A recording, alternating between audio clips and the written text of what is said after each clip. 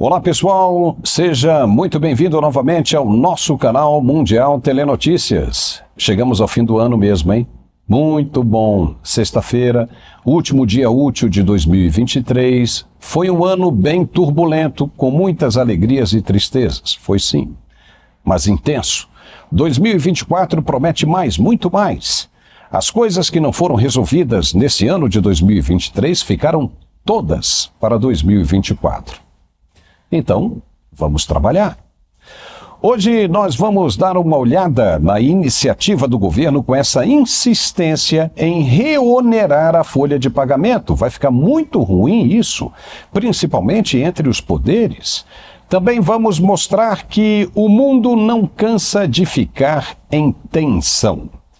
Já começaram as provocações na Guiana de novo, dá para acreditar? E a China cria clima ruim na região de Taiwan por causa das eleições na ilha.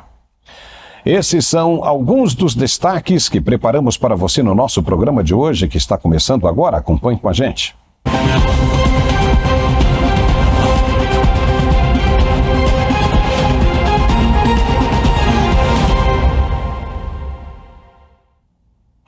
E a gente começa o programa de hoje já mostrando as enormes diferenças que existem entre os presidentes da Argentina e do Brasil. Elas são tão grandes que fazem o brasileiro sonhar em ter um presidente portenho. É verdade. A última de Javier Milei surpreendeu o governo brasileiro. Ele mandou uma carta aos representantes do BRICS, informando que a Argentina não tem intenção e não vai mais fazer parte do bloco econômico. Foi um tapa de luva na cara do presidente Lula. A correspondência foi entregue ao governo brasileiro pela Embaixada do Brasil em Buenos Aires. A participação da Argentina no BRICS era tratada como certa pelo presidente anterior, que é amigo pessoal de Lula, mas Milei, em promessa de campanha, disse que não faria acordos, como envolvimento nos BRICS, por exemplo, com países comunistas. Quem lembra disso? E o caso aí, ele está falando da Rússia, da China e do Irã. Na carta enviada, Milei disse o seguinte, aspas, como sabem, a marca da política externa do governo que presido há alguns dias difere em muitos aspectos da do governo anterior. Nesse sentido, algumas decisões tomadas pela gestão anterior serão revistas. Entre elas está a criação de uma unidade especializada para a participação ativa do país no BRICS, conforme indicou o ex-presidente Alberto Fernandes em carta datada de 4 de setembro. A este respeito, gostaria de informar que nesta fase a incorporação da República Argentina ao BRICS como membro pleno a partir de 1º de janeiro de 2024 não é considerada oportuna. Fecha aspas. Uau! Isso sim é ter peito, sangue nas veias. O cara disse que não faria parte dos BRICS e está cumprindo a promessa. Essa não é a hora? Quem sabe mais para frente, quando as tendências forem outras, como por exemplo o governo do Brasil tiver mudado e que não houver mais uma ameaça às liberdades do continente, talvez aí a Argentina resolva mudar de ideia, mas por enquanto não é interessante mesmo. Milei não faz parte de um pensamento esquerdista da América do Sul, da América Latina por inteiro, que durante muito tempo circulou vultosas somas em dinheiro entre os principais governantes e que não levaram ao bem comum em nenhum dos países beneficiados. O povo inteiro, ninguém se deu bem, muito pelo contrário. Como disse ele mesmo, Milei, o que se viu foi o empobrecimento das classes e o endividamento dos países. A Argentina de Alberto Fernandes estava no topo da lista de novos países aceitos como membros do BRICS, como é o caso de outras nações como Arábia Saudita, Emirados Árabes Unidos, Etiópia, Egito e o próprio Irã. Milei está a favor dos israelenses e chegou a reconhecer o Hamas como um grupo terrorista, coisa que o governo brasileiro não fez. O foco do presidente argentino agora está nas alianças com outras nações importantes que poderão ajudar na recuperação econômica do país. Sem contar que ele decidiu enxugar a máquina pública, reduzindo as contas do governo e já querendo colocar em prática a desestatização do Estado. Perfeito? No Brasil, a coisa corre em sentido contrário. A ordem é gastar e gastar muito. A presidente do partido, Gleisi Hoffmann, do PT, colocou na cabeça do presidente Lula que a gastança é o melhor caminho para o crescimento econômico. Aonde já se viu isso? Se você gasta, você tem de repor. Tem que pagar. As contas públicas representam um déficit absurdo nesse primeiro ano de governo. Como é que vai se pagar isso? São mais de 140 bilhões de reais em dívidas, sem falar os 57 bilhões que tinham sido deixados em caixa pelo governo anterior. Então são mais que 200 bilhões de reais em déficit. Vai pedir dinheiro emprestado para pagar? Não vai acabar com a dívida, vai apenas transferi-la para outro momento, porque terá de pagar de qualquer jeito. Vai fazer o quê? Acumular e deixar a bomba estourar na mão de quem assumir o próximo governo, como foi quando Michel Temer assumiu a presidência? O que está acontecendo nesse momento, com essa proposta de gastança, é que Lula está pensando que está ainda no seu primeiro mandato, lá nos idos de 2003, quando o Brasil cresceu, mas junto com o Brasil também cresceu economicamente quase toda a América Latina. Por quê? Porque a China enfrentava um crescimento muito forte, cerca de 2 dígitos todo ano, e começou a comprar commodities na América Latina inteira, quem tinha mercadoria para vender, como minério de ferro, soja, açúcar, tudo que era commodities, a China comprava. Fazia parte do crescimento dela. E com isso ajudou no desenvolvimento da América Latina. Não foi por causa de Lula que o governo cresceu com as gastanças, e sim apesar de Lula, porque havia uma China. Depois que a China parou, botou um pé no freio ou tirou o pé do acelerador, veio o governo Dilma com a mesma proposta de gastança e viu no que deu. Gastou-se demais e não tinha da onde tirar para repor. O que viu foi uma recessão, a maior de todas elas, durante 40 anos. Em 40 anos foi a maior recessão que o Brasil já enfrentou. Sem falar do desemprego. O nível de desemprego chegou a 14 milhões de brasileiros sem trabalho. Então, como é que esse negócio de gastança vai trazer frutos? Vai trazer prosperidade? Não tem jeito, mas ele quer gastar. Quer gastar, quer gastar e quer gastar. Está achando que está ainda no primeiro mandato. Outra coisa é a reoneração da folha de pagamento, onde já se viu isso. O Congresso aprovou nas duas casas, Câmara e Senado, com larga margem, a desoneração da folha até 2027, e agora o governo edita uma medida provisória com força de lei, voltando com a oneração e esculhambando tudo, atropelando o poder legislativo. Foi publicada hoje no Diário Oficial. E como fica a lei aprovada pelo Congresso e também publicada no Diário Oficial na quinta-feira, desonerando a folha de pagamento. Como o pequeno empresário vai agir? Como é que ele vai entender? Está havendo aí uma insegurança jurídica sem igual. E a pergunta que fica é: o que está valendo afinal? Pelo que entendemos, fica valendo a última, até que o Congresso volte do recesso em fevereiro. Fontes ouvidas disseram que o presidente da Câmara, Arthur Lira, ficou irritadíssimo com a iniciativa de Lula e do ministro da Fazenda, Fernando Haddad. Para Arthur Lira, isso é uma afronta e está na cara que a corda vai arrebentar novamente entre os poderes. E por que esse desespero todo em onerar a folha? Porque o governo gosta de gastar e precisa arrecadar para tapar o rombo. Esse gigantesco buraco que já existe, e apenas no primeiro ano de governo. Com os impostos da folha de pagamento, o governo pode colocar no bolso cerca de 14 bilhões de reais. Você acha que ele vai abrir mão disso tão fácil assim? Vai nada.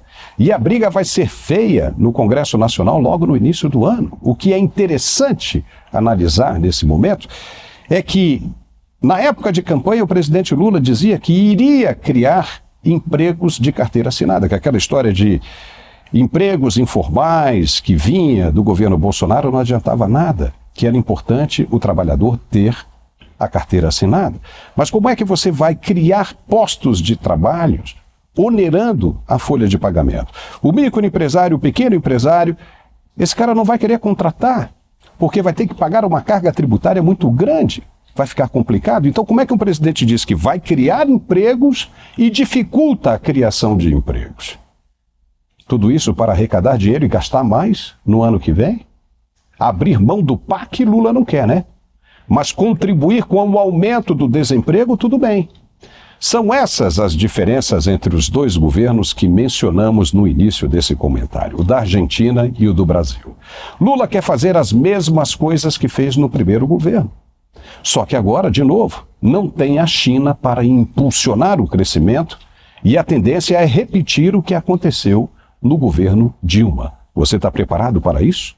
A CNM, que é a Confederação Nacional dos Municípios, disse também nesta sexta-feira que irá pressionar a União a rever a revogação da redução da alíquota previdenciária de 20% para 8% sobre o salário do funcionalismo dos municípios com até 156 mil habitantes. O presidente Lula revogou esse benefício dos municípios também, passou a faca geral. Nada de benefício, irmão, tem que pagar.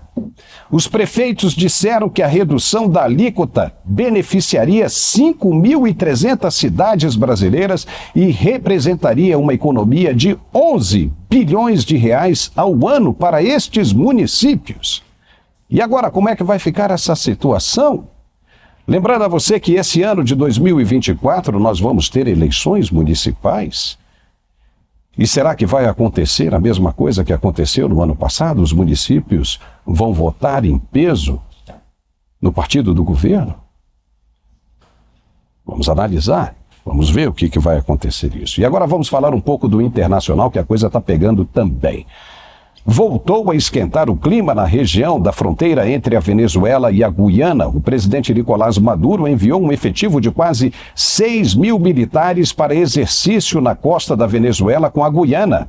A medida seria uma resposta à chegada do navio de guerra britânico à Guiana para fortalecer o relacionamento de proteção da antiga colônia. O vice-presidente da Guiana disse que Maduro não precisa se preocupar porque o seu país, a Guiana, não pretende invadir a Venezuela com esses exercícios militares e que a chegada dos britânicos faz parte apenas de um exercício rotineiro. Mas Maduro não entendeu bem assim. Na primeira quinzena de dezembro, os dois presidentes se reuniram no pequeno complexo de ilhas caribenhas de São Vicente e Granadinas para fechar um acordo. Segundo o que ficou acertado, nenhum dos dois países iria criar situações de intimidação um para o outro. Mas, pelo visto, ninguém quis dar as costas. Afinal, quem vai acreditar nas palavras de Maduro se não for um Lula da vida?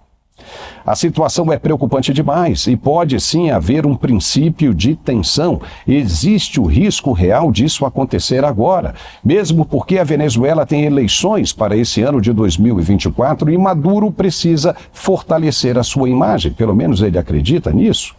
O que eles querem e sabem fazer muito bem é isso aí. Inventaram um conflito armado de grandes proporções para se dar bem nas urnas. Isso aconteceu lá no passado, em 1982, justamente contra os britânicos. E a Argentina, do general Leopoldo Galtieri, aquele malucão, se deu muito mal. Quase 3 mil jovens portenhos perderam suas vidas por causa de uma ideia imbecil de um idiota lunático. Pois agora a mesma idiotice pode estar prestes de acontecer novamente? Esperamos que não. E que Maduro não cometa a insanidade de atacar os aliados da Guiana. Senão ele e muitos venezuelanos vão se dar mal. E o mundo realmente anda muito tenso. No dia 13 de janeiro vai ter eleições na pequena, mas importante ilha de Taiwan. E os chineses não estão gostando nada disso e deslocaram para o mar territorial da ilha mais uma esquadrilha com vários aviões de guerra, assim como inúmeros navios destroyers e outros porta-aviões. Lamentamos, mas são as notícias. Estamos trazendo aqui as notícias que estão acontecendo no mundo. O ministro das Relações Exteriores chinês disse em entrevista coletiva que Taiwan está exagerando nas declarações como parte de um manual eleitoral, que é de criar situações de crise para ter ganhos políticos, como acusam agora Maduro de estar fazendo a mesma coisa na Venezuela. Mas os militares taiwaneses relataram que identificaram 13 aviões de caça ultrapassando a linha mediana da hidrovia, incluindo jatos J-11 e Su-30, os mais modernos desenvolvidos pelo governo comunista. A China reivindica a ilha de Taiwan há muito tempo e pretende ter o controle da região a todo custo, porque é ali que está a fabricação dos chips semicondutores que abastecem a maioria do mundo ocidental. Por esta razão, os Estados Unidos defendem a ilha como seu próprio território. Se a China domina Taiwan, os americanos ficam nas mãos dos chineses. Portanto, com essa movimentação nas águas de Taiwan, os americanos não vão ficar parados e devem mover também alguns navios de sua poderosa frota para intimidar os chineses. Uma hora esperamos que não aconteça, mas alguém vai perder a paciência e o bicho vai pegar. Enquanto isso, a China vai aumentando o seu investimento no campo bélico. O país hoje já gasta o equivalente a 270 bilhões de dólares anuais no fortalecimento e aprimoramento de suas forças de segurança. Já o Congresso americano, só para se ter uma ideia, aprovou para 2024 um acréscimo em seu orçamento. Pulou agora para 840 bilhões de dólares para as Forças Armadas. Incrível. Quem você acha que pode vencer em caso de conflito em Taiwan? Já no leste europeu, a situação piorou também na manhã desta sexta-feira, dia 29. Só notícia de pancada, né? Me desculpe, mas é o que está acontecendo. Moscou não poupou ninguém. Pelo menos 16 pessoas morreram e cerca de 100 ficaram feridas em uma série de bombardeios russos na Ucrânia. As autoridades ucranianas informaram que foram disparados mais de 150 mísseis e drones contra diversas cidades, incluindo a capital Kiev. As autoridades ucranianas também disseram que os ataques se concentraram em regiões pacíficas, com a presença de muitos civis. Várias crianças perderam suas vidas também com esse ataque de sexta-feira. O presidente Zelensky disse que os russos usaram nesse ataque específico todos os tipos de armamentos que dispõem nessa guerra. Fontes alegam que o ataque foi em resposta à destruição de um navio russo na terça-feira pelos militares ucranianos. O curioso é que os russos continuam atacando áreas civis, dizimando crianças e inocentes em geral, e ninguém, mas ninguém mesmo, nesse caso, chama isso de genocídio. Mas quando Israel detona o Hamas pelos atos de terrorismo, o governo brasileiro é o primeiro a gritar genocídio. Crianças também estão perdendo suas vidas em Kiev, Kharkiv e em muitas outras cidades da Ucrânia por causa da insanidade de Vladimir Putin. Por que o governo brasileiro não chama o presidente russo agora de genocida? Porque se trata de hipocrisia. Tudo que se vê ou se ouve é mentira, é hipocrisia pura. E aquele cidadão que gosta da ética e busca sempre a verdade se irrita com a falta de capacidade dos demais em reconhecer isso. De novo, vamos ter eleições municipais este ano no Brasil. Vamos ver se o brasileiro já aprendeu alguma coisa ou se ainda continua com a venda nos olhos e os ouvidos de mercador. Esperamos que as coisas mudem, e muito rápido. Caso contrário, ainda serão mais 3 anos com um aumento cumulativo dos déficits e outros problemas. Ou seja, alguém tem que abrir o olho, o governo tem que ficar esperto, tem que abrir o olho para realmente melhorar as coisas. Esse foi apenas o primeiro ano. Será que os sinais de alerta já foram dados? Será que eles foram suficientes? Vamos ver. Ficamos hoje por aqui com esse programa. Como sempre, se você gostou, não deixe de dar um like e compartilhar o máximo que puder. Foi um ano bem legal que passamos juntos. Esperamos o mesmo para 2024. Que você seja muito feliz e que todos os seus desejos sejam alcançados. Basta você acreditar e dizer em voz alta o que quer. Você vai descobrir a força que carrega dentro de você.